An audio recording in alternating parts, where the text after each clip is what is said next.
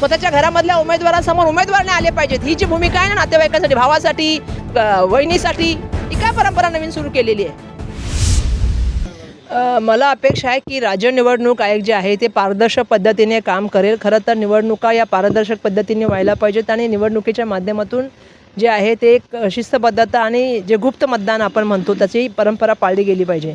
पण दुर्दैवाने आपण त्या दिवशी बघितलं की एक व्हिडिओ बाहेर आला ज्याच्या माध्यमातून विधानसभेचे अध्यक्ष खरं तर ज्यावेळेला आचारसंहिता असते त्यावेळेला आपण म्हणतो की सत्ताधारी असले तरी काही असलं तरी ते सत्तेचा वापर करू शकत नाहीत. पण ज्या तऱ्हेने ते फोनवरती आदेश देत होते की मी विधानसभेचे अध्यक्ष आहे, यांची सिक्युरिटी काढून घ्या आणि तात्काळ झालं पाहिजे, अशा तऱ्हेने धमकावण्याचं काम ते करत होते. मी एक गोष्ट सांगू इच्छिते की राहुल नार्वेकरांनी जे आहे ते सातत्याने तुम्ही जर बघा त्यांच्या घरामधले जितके नातेवाईक उभे आहेत म्हणजे प्रत्येकाला त्या ठिकाणी दबाव टाकण्याचं काम केलं, प्रत्येक कॅन्डिडेटला दबाव टाकण्याचं काम केलं. आणि ज्यावेळेला मला आठवतं की आमचासुद्धा एक उमेदवार जो होता ज्यावेळेला तो फॉर्म भरू शकला नाही, मग आम्ही एक अपक्ष उमेदवाराला भेटायला गेलो आणि बोलायला गेलो, तर त्यावेळेस त्यांनी तिथेसुद्धा त्यावेळेला आडकाठी करण्याचा प्रयत्न केला.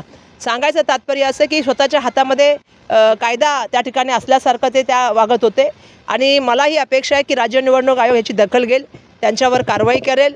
कारण जो त्या ठिकाणी एक वातावरण निर्माण झालं याच्या माध्यमातून पुन्हा एकदा प्रश्नाची निर्माण झाली. म्हणजे आम्ही नाशिकला बघितलं होतं, आम्ही हिंगोलीला बघितलं होतं मागच्या इलेक्शनमध्ये, ते आता आपण मुंबईमध्ये बघतोय. आम्ही सत्ताधारी असले म्हणून त्यांच्या हातात नाही आहे ना. राज्य निवडणूक आयोग ही स्वतः एक स्वायत्त संस्था आहे, त्यांनी स्वतःहून कारवाई करायला पाहिजेत. आणि खरं तर अशा लोकांना एक मोठी त्या ठिकाणी एक समज दिली पाहिजे. अपेक्षा आहे की पोलीस त्याच्यावरती कारवाई करतील.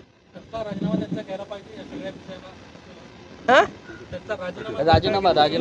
माझं म्हणणं काय, राजीनामा तर घेतलाच पाहिजे, पण माझं म्हणणं हे आहे त्याच्या पलीकडे जाऊन की तुम्ही ज्या वेळेला आपण आचारसंहिता आहे त्यावेळी आपण सांगताय की मी विधानसभेचा अध्यक्ष आणि तात्काळ कारवाई झाली पाहिजे आणि अधिकारी पण ऐकतात.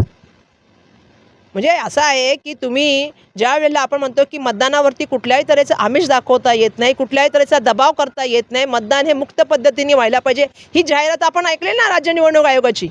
निवडणुकीमध्ये गुप्तता पाळली गेली पाहिजे. पण आम्ही बघितलं की राज्य निवडणूक आयोगाला माझे प्रश्न आहेत. आम्ही बघितलं की एक आमदार जातो आणि तो निशाणी सांगवतो, त्या निशाणीवर मतदान करा असं म्हणतो आणि त्याच्यानंतर ते संपल्यानंतर त्या महिलेला सांगल्यानंतर नारे दिले जातात, मोबाईल वापरले जातात.